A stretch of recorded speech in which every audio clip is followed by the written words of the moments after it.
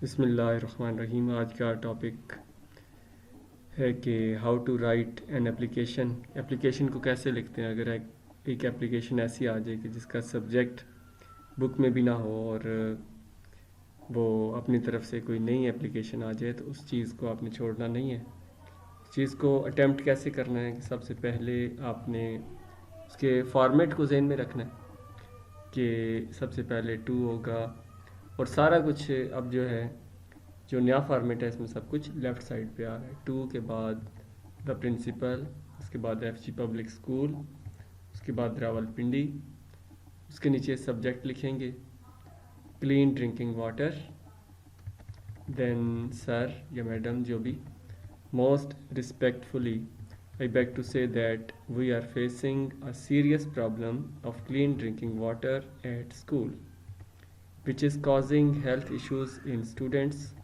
We request you to arrange a new dispenser for students so that they may drink clean water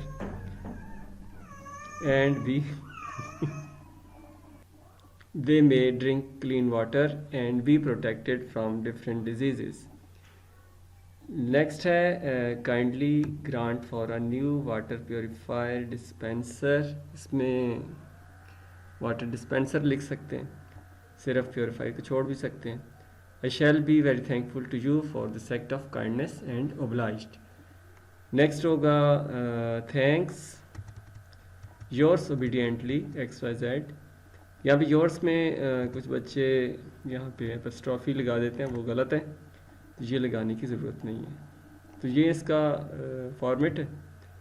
तो I hope कि आपको समझ आ गई होगी। Thanks for